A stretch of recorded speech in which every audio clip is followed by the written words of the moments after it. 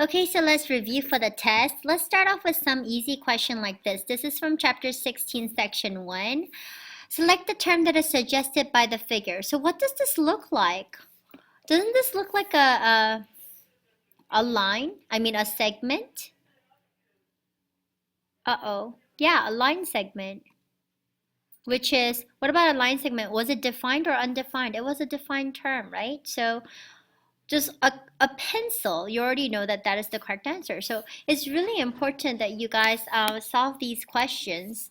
And then what about the next one? So obviously you can tell that this is just a point, right? So the drop of water suggests that this is a point, which is an undefined thing, right? Because if I remember correctly, this was an undefined term. So if you can't remember, all you have to do is just go back over here and watch my video. And I just told you, all you have to do over there is copy them, right? So look, this feels like a waste of time, but go all the way to the front. And over here, they tell you what the undefined terms are. What are the undefined terms? Point, line, plane, right? And what are the defined points? Well, let's go see. Well, a segment, array, those are defined, okay? So it's quite easy to figure those out. And are they going to be on the test? Of course. Why do you think I'm showing this to you right now, right? Okay. So then now let's take a look at a question like number 7 over here. It says, select the correct bisector of the segment. All we have to do is understand what bisector means. That means the line or point that divides segment in half, right? In half. So then obviously look, does this look like the middle to you? This is tiny and this is big. This is tiny, big, tiny, big. What do you think the answer is? Obviously D, right? So a lot of these questions, you just have to use common sense. Oops, I forgot to check the answer, but you should know that that is the correct answer. Check answer, it is correct, right? All right, so let's see what's the next question that we want to work on.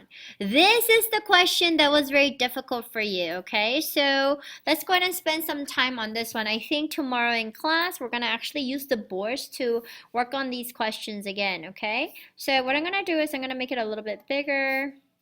Just a little bit more bigger. So what does the question say? It says determine whether the given segments have the same length and justify your answer. Whenever you see things like justify your answer, that means you got to show the work. What are the two segments they're looking for? EF and GH. Okay, EF and GH. So this is exactly the same question that I gave you, question number 1, 2 Fridays ago. And so the length of EF is what? The length of segment GH is what? And so do they measure the same or not? Okay, so that's all you have to answer. So let's go ahead and take a look at this. The first thing you gotta do is, of course, find out what is segment EH and GH. So EF, that's this segment right here, EF right here. Okay, and then GH is right here, this one. Oh, okay. So then how do you figure out how long this is? Remember, I told you we use the Pythagorean theorem, right? What that means is you just draw a triangle like this, and you already know how many is that? That's 1. How many is this? 1, 2, 3, 4. So this side is 4. And using the Pythagorean theorem, we know that the hypotenuse, which is this side, and let's just call it h because that's the hypotenuse. It's called the hypotenuse, okay? So h squared equals the leg, which is 1 squared, plus the other leg, which is 4 squared, okay? So then let's calculate this. 1 squared is 1, 4 squared is 16, right? And so that's h squared. So what's 1 plus 16? 17. But we're not looking for h squared, we're looking for h because we want to know how long this is. So let's go ahead and find h, which is the square root of 17. We're only using the positive because the length of this cannot be a negative. So now we know that the length of segment EF is going to be square root of 17. So I'm just going to put over here EF is going to be square root of 17. So what about GH, segment GH? Let's take a look. So We're gonna go ahead and draw another right triangle here, and this is 1, and this is 1, 2, 3, 4. Oh, I don't even have to calculate because we already know this one was 1 and this one was 4. So then how long do you think that is? We have to do the exact same calculation, and we're gonna get the same amount, which is the square root of 17. And so are they the same? Yes, they are. So let's put in our answer. Over here, how long is it? That's the square root of 17. Same thing over here. So they have the same length.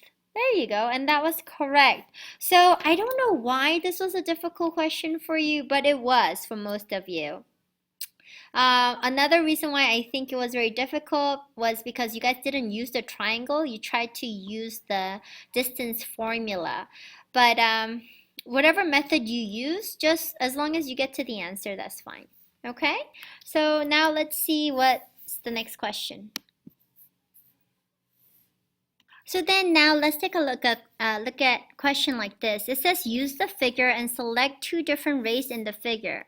So let's take a look. A ray by definition has one endpoint. That's a ray, okay? A ray has one endpoint and then it goes on forever on the other side. And it doesn't matter which way it points. It could go like that. Could go like this. These are all rays, okay? So let's select two different rays. It could be it's starting from J going towards K. Oh yeah, that makes sense because it keeps going, right? What's another one? Starts with K and goes all the way through J? No, because it stops right here. So that's not it. What is this? LJ starts with L, goes all the way towards J. No, it stops right here. So that's not it.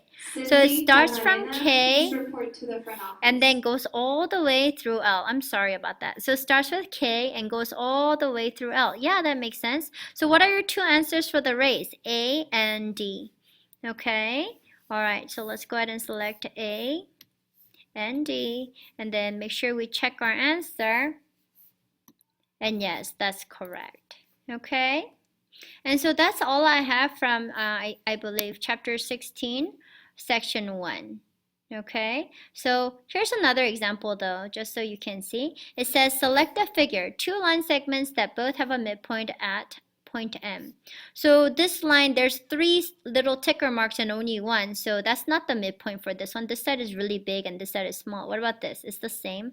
But anyway, A is not the answer. What about this one? 1 and 1, okay, but there's 2 here and 3 tick marks there, so no.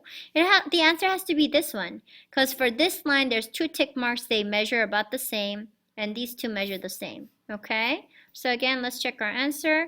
As you can see, chapter 16 is super easy. So now let's move on to section 2.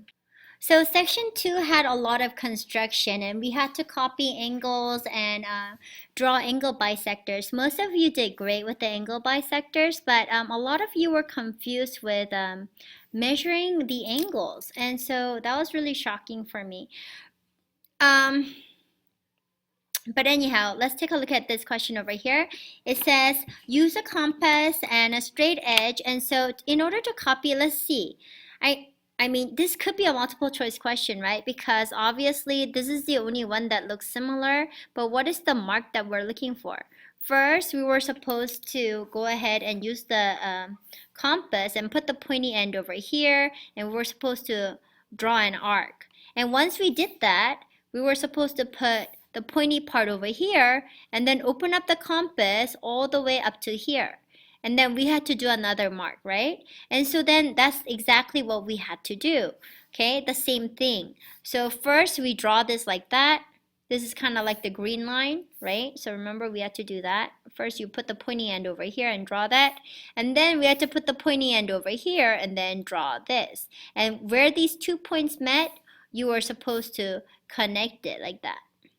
And that's why your answer is A. Okay, so this is kind of important because this will show up on the test, not the actual construction, but like even if it's a multiple choice test, you should be able to know because this is how you measure it. If you cannot remember how to do this because most of you got this part wrong, that's okay, as long as you get this correct on the test. So now let's move on. This has to do with the naming of the angle. And so let's take a look at this. It says, name each angle in as many different ways as possible. So you can name it like, I'm not gonna plug it in this time, but it could be angle number 1, or it could be angle WXZ. I told you X has to be in the middle because that's the angle we're measuring. WXZ. It could also be ZXW. ZXW. It can also be the measure of angle X. Okay, so those were the 1, 2, 3, 4 different ways that you could actually name this. All right, so this is another very easy question. Let's move on. Over here it says use a protractor to draw an angle with the given measure. Now in order to do that, you have to know how to use the protractor, right? So this is the thing that really scared me when I was looking at your test, okay? So when you see a small angle here, okay, somebody would put 2 numbers because they're not sure. They would put 15 degrees and at the same time they would put 165 degrees. Now why would you do that? Because they were looking at the compass. And what they did was, here, let me go ahead and erase this. What they did was they put the compass over here, because that's the middle point, and then, you know, this is how the compass looks like, right? Like a half circle. And then guess what? They saw this point, but there were 2 numbers, okay? On one side it said 165 and then on the inside it said 15. And so you didn't know if the answer was 15 or 165. What did I tell you? Always start with the 0. If you started with 0 and went this way, it's 15 degrees. It cannot be 165 because if you look over here, this would be 180 degrees, okay? So I'm glad that you know that the answer is 15 degrees or 165, but you have to know exactly, is it 165 or 15 degrees? Another way to know for sure if your answer is 15 degrees or 165 degrees is to look at this angle. This is an acute angle because remember how this is a right angle? You know, if they are perpendicular like this, then this is 90 degrees. So anything smaller than that is going to be smaller than 90 degrees. So of course only 15 degrees is going to be the correct answer, right? And if it's anything bigger, like if you have an angle that looks like that, then of course it has to be more than 90 degrees, so it's going to be 165. Keep in mind that a straight line is going to be what? 180 degrees. So if you use a little bit of common sense, it'll be really easy for you to figure out when you're reading your protractor, is your answer 15 or 165 degrees? So then obviously just using common sense, I know that 40 degrees would be something like this. I'll put my protractor right here in the middle and I would read my number here and it's going to say 40 and I'll know that the answer is 40 degrees and not 140 degrees because I would start from 0 and then it would go up to 40.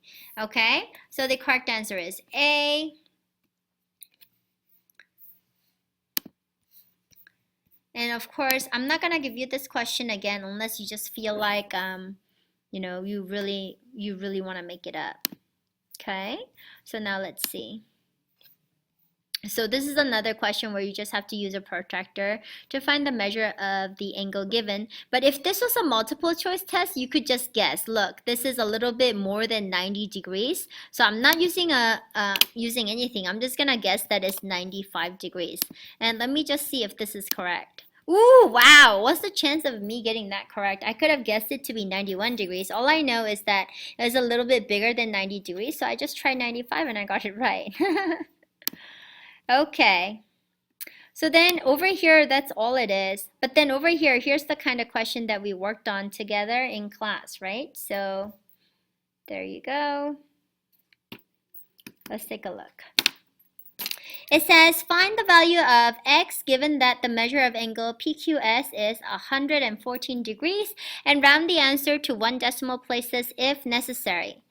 Okay, all right, so PQS, what is PQS? PQS. Oh, so this whole thing over here, because this is P, Q, and S, okay? So that whole red angle here is 114 degrees. And it says round the answer. So we have to find x. Where's x? Oh, this is 10x. Duh! So can you already see what's going on? this angle over here, starting from here up to here, is 72 degrees, okay? So then it's going to be 72, wrong color, let me just use black, 72 degrees plus this angle now, right? Now we have to know how big this angle is. And that's how big? 10x degrees. That's 10x degrees. And when you add them together, what are we supposed to get? Obviously, the whole thing, which is what? The whole thing, which is 114 degrees. Okay? So we talked about this. This is the angle addition postulate. Okay? So now we just have to do our regular work. I want to leave the x by itself, so we're going to go ahead and subtract 72 from both sides of the equal sign. It's very easy when you draw a line like that. So then, what is 10x? 10x is now equal to 114 minus 72, so that's 2 and 4, 42 degrees, right? So then, now what do I have to do? I want to leave the x by itself, and the relationship between the 10 and the x is multiplication, so I divide both sides by 10. And so what do I get for my answer? 4.2. It's just round the answer to one decimal place, and it's not asking for the measure of this angle, it's just asking for x. So my x is 4.2. And so this is another question that's really important that we probably have to work on the board together. So please make sure that you study this, okay?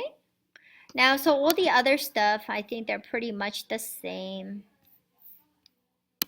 So then in section 3, 16.3, there's just only one thing, well, just only a few things that you had to remember. That transformation, you know, we did this in class, has two kinds, and there's rigid and there's non-rigid transformations. Okay, and we had to know that rigid means shape and size don't change, okay? Doesn't change. And for non-rigid, shape and size, shape or size can change, okay? And that was the only thing we needed to know. And what are rigid transformations? It was translations because they're just moving it. 4 units up means you bring it up by 4. 4 units right, you just move it to the right by 4. So these are rigid transformation because you're just moving them and the shape and the size do not change. But if you have a stretch, a horizontal stretch, vertical stretch, or a dilation, that means you're going to make the whole thing big by 4, or you're going to just pull it up and down by 4, or you're going to pull it right and left by 4. So these change the shape and the size, so those would be non-rigid transformation. And pretty much that's the only thing you have to know for chapter 16.3. But I will give you a question like this over here on the test because I want you to be able to know. So you'll be able to match by looking at the rules, okay? The rules are you have x comma y, and what are you doing here? The x becomes of 4x, and then the y doesn't change at all. So what are you thinking? If x is a 1 and a y is a 3, then what is it changing into? 4 times 1 is 4 and 3 stays the same. So what just happened? Pretty much only the x value changed, and the x goes this way. So that would be a horizontal stretch by a factor of 3. Of 4, right? So that would be the answer, A. What about this one? The x and the y turns into what? Oh, x is moving to the right by 4 because you're adding 4. Oh, okay, so that would be the answer for this one. Translation, 4 units to the right. Okay, and then what is this? You're multiplying 4 to the y. So, you know, if you're multiplying by 4 to the y, you're going up and down. So that will be a vertical stretch. What about this one? X is the same, but y is moving by 4, so you're going up by 4. That would be D, right here, translation 4 up. And then you're multiplying both the x and the y by 4. That would be a dilation because you're increasing everything, all right? So I just want you to know that when you look at the equation, you already know what they are, okay? And so this is a page that probably you want to copy down because by looking at the rules, you want to know what they are. And I also want you to know that these are rigid transformations because you're just moving them, okay? And these 3 are non-rigid because the shape is changing, okay? Non-rigid transformation. I think that's it for this section. Let me just check one last time.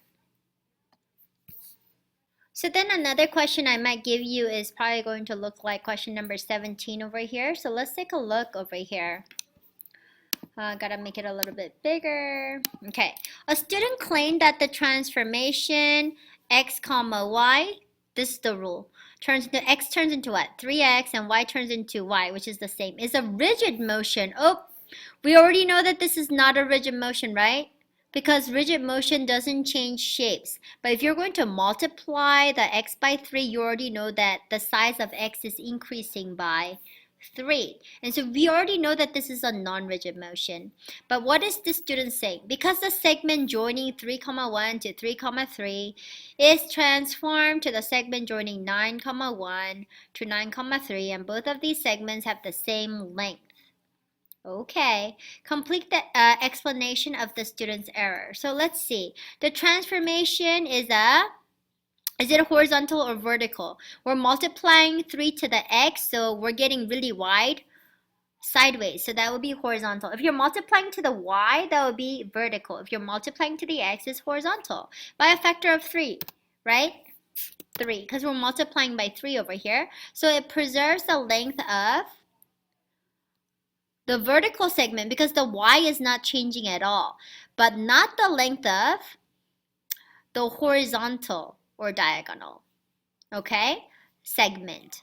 In order to be a rigid motion, in order to be rigid, the shape cannot change, the length cannot change, right? So the transformation must preserve all lengths. So this transformation is not a rigid motion. So one of these questions would be pretty good for your test, right? So this is a really good question for you to look at. All right. And that's it from section 3. Moving on to section 4. In section 4, we talked about inductive reasoning and deductive reasoning, okay? So a simple question might look something like this. It says, my neighbor has 2 cats and both cats have yellow eyes. Therefore, when 2 cats live together, they will both have yellow eyes. Well, of course, we're not talking about does this make sense or not. We're just looking at this, okay? The given conclusion uses inductive reasoning because it is based on which of the following? Well, so we talked about this. Inductive reasoning is like kind of sort of coming up with a theory based on all the things that you have been looking at. So it's because you have looked at many observations or 2 observations, or showing that all cats with yellow eyes live together, or using previously proven theorems to show that 2 cats living together will have yellow eyes. No, because if this is deductive, okay? So basically,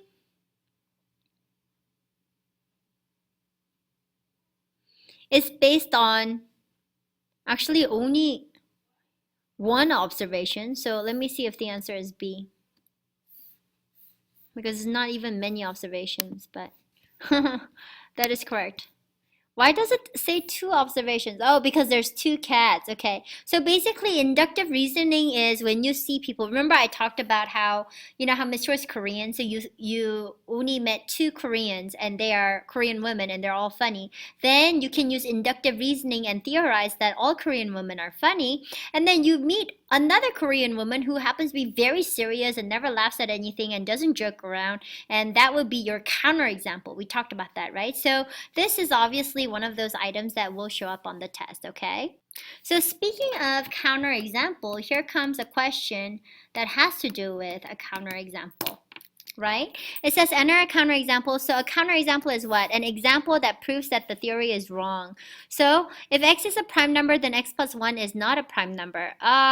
Okay, so a counterexample is 2, obviously. You know why? Because 2, 3, 5, 7, 8, 9, 10, 11, so on and so forth. These are prime numbers. Prime numbers are numbers that only have factors of 1 and the number itself. But if x is 2, 2 is a prime number, but x plus 1 is 3, and 3 is a prime number. So x is equal to 2 is a counterexample for that statement. So of course I'm going to plug in my answer, check it just for you truly, right? Okay, there you go. So let's see what other questions we can see. And so we also briefly talked about hypotheses and conclusion, right? And so there you go. It says identify the hypotheses and conclusion. So if you remember, hypothesis starts with the word if blah blah blah. Conclusion starts with the phrase then blah blah blah. Okay? So here's the sentence. If the ball is red, duh, that's the hypotenuse. Hypotheses. Then it will bounce higher. That's the conclusion. Oh, can it be that easy? Yes, it can be. So as you can see, this test is pretty much a joke. Everybody should be able to pass it, okay? So let's see if there's another example. Okay. So here's a question that we actually need to pay attention to. This is kind of, you might recognize this question. It's kind of like this. Point E is between D and F, okay? So if we have like a segment, we have D and F, and E is going to be in between. So E is going to be somewhere around here. It doesn't have to be right smack in the middle. It's just somewhere in the middle. So if DE, so that would be this part right here, DE. If DE is x minus 1, and then what is it? EF. This part right here, EF is 5x plus 4. And DF, which is the whole thing, that's the green line, is 7x minus 2. This whole thing, let's say this whole thing, DF, that's D, that's F. Let's say that is 7x minus 2, then we gotta find x. Remember what we're going to use? We did this in class, right? We're going to use the segment addition postulate, okay? Segment addition postulate. And what we have to do first is we have to set up an equation, okay? And so we actually did this on the board in class. And here's the most important thing. I want you to go ahead and write down all your reasoning for this one, okay? So there you go. We know that x plus 1 plus 5x plus 4 is equal to what? The whole thing. So let's just set it up. I'm going to set it up over here because I have to erase the middle part anyway. So x minus 1 plus 5x plus 4, because that's x plus 1. X minus 1 is this part, the green part, actually the black part. And then the red part is 5x plus 4. And when you add them together, you get the whole thing, which is 7x equals 7x minus 2. Now let me erase this. 7x minus 2. So then, don't forget, we have to write our reasoning on the right-hand side. So what's the first thing we're going to do? We're just going to combine like terms. X plus 5x is 6x. And then negative 1 plus 4 is 3. And that equals 7x minus 2. Well, how did I get here? Oh, I combined like terms. Okay? So make sure you write this down, all right? So then now I see x on this side of the equal sign and that on this side of the equal sign. So then what did I say you gotta do? I said you gotta eliminate the small guy. The small guy is 6x, right? So then when you do that, you'll be left with 3 is equal to x minus 2. Well, how did I get here? By subtracting. So you're going to put the subtraction property of equality, because that's how you got to this answer. Okay, then I want to leave the x by itself, so what am I going to do? I'm going to add 2 to both sides. So x is now equal to 5. Well, how did I get to this answer? By adding, okay? So I would write over here, addition property of equality. And I am done. So then what is the solution x? It's going to be 5. So let me just go ahead and plug that in. Check your answer, and of course it's correct, right? So that was pretty much the only thing that I really wanted you to do, reasoning and proof. So I wanted you to just go ahead and explain all the steps for me. Now, did you have to explain the steps for me when you were using the angle addition postulate? Yes, you do. But even if you don't, I wouldn't mark it against you. But for these questions, you really have to. Okay, and so now let me find another question on linear postulates, linear pair theorems and stuff. So then this is the last question we're going to go over for chapter 16. As you can see so far, all the questions have been very easy. It says use a definition, postulate, or theorem to find the value of x in the figure described.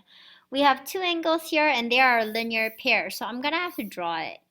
Linear pair means the ends are going to be a straight line, okay? So, and then I'm going to have another angle like this, okay? So I just have to name it correctly. Let's say this is A, and this is B, and this is C. We know this because whatever is in the middle is what counts, okay? And angle CBD, C, B, and this has to be D, okay? And these are a linear pair, which means when you add the two angles together, they're going to be 180 degrees, okay?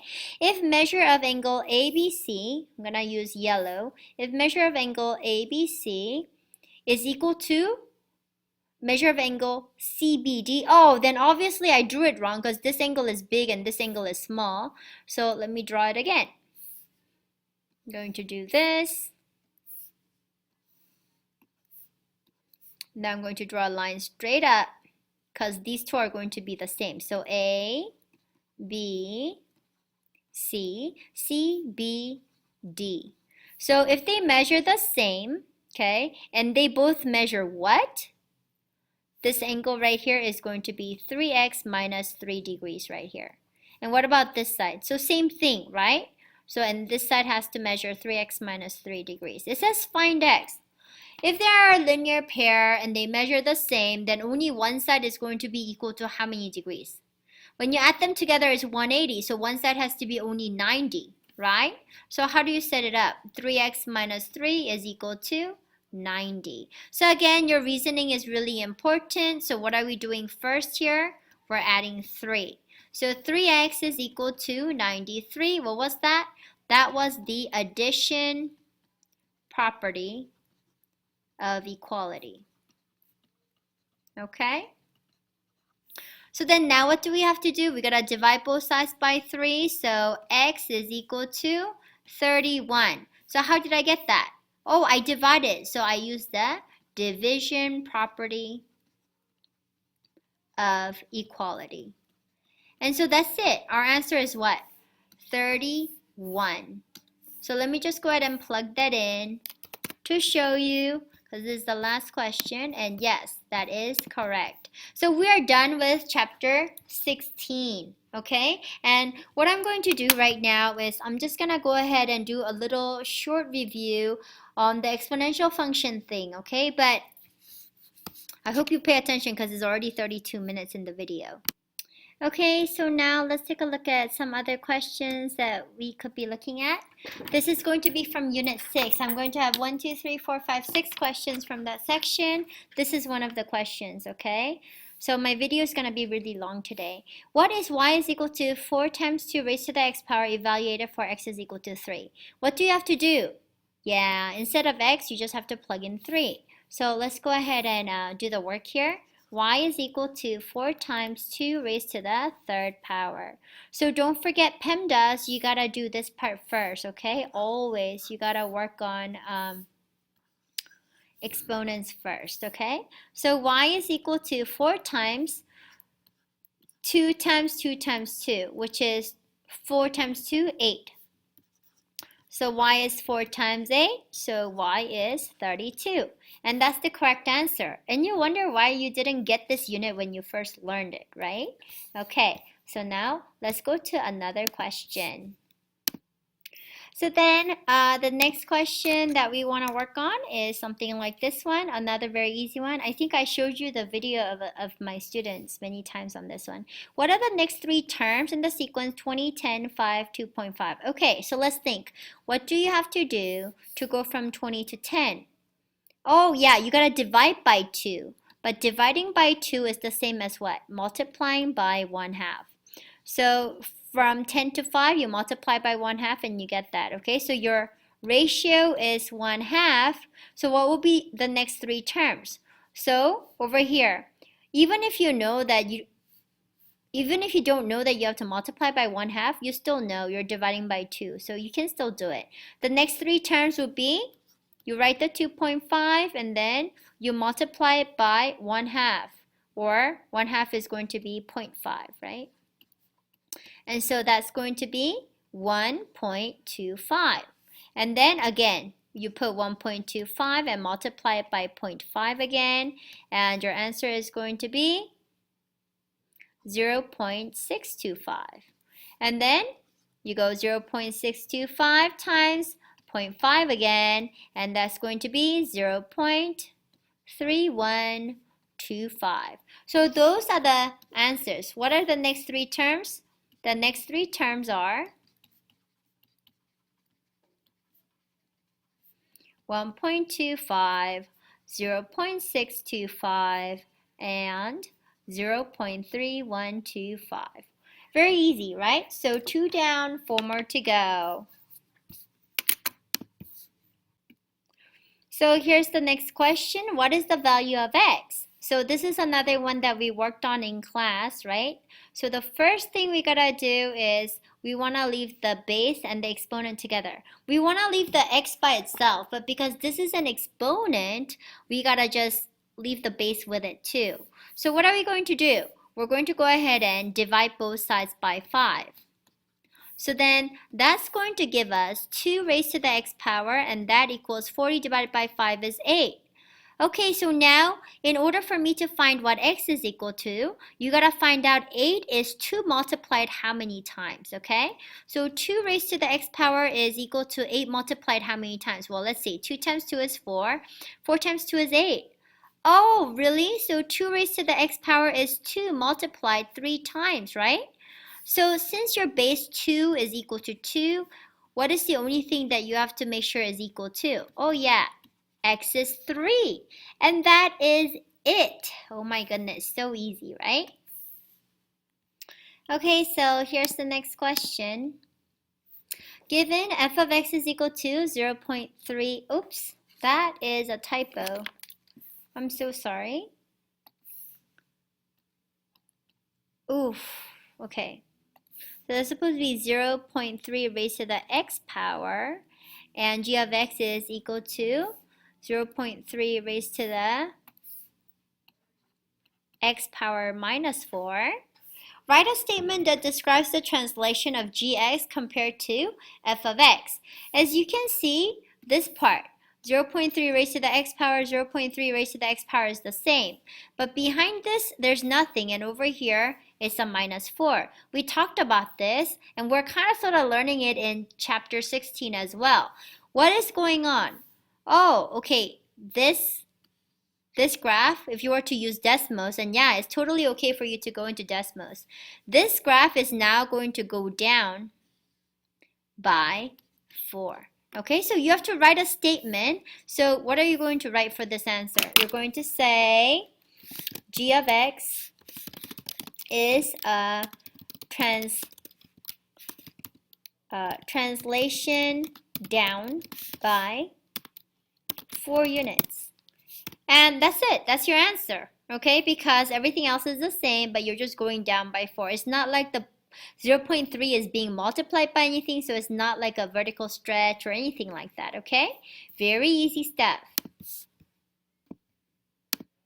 So then if you look at this question over here, this is the last question that I'm going to give you from Unit 6, which was the exponential function. A pond has 150 fish and the population decreases, that means gets smaller, by 8%. And we already know 8% is what? 0.08 in decimal form. Find the population after 4 days. So which formula do we have to use? We have to use f of x is equal to a, and then 1 minus r raised to the t power. Okay, so what was a, guys? This was the original amount, and then the r is the rate. And we're using minus over here because it's decreasing. If it's increasing, you gotta add it, right? And the t is what? How many days? Okay, so it's really important that you remember this formula because you're gonna see this type of questions all the time. So how are you gonna set it up?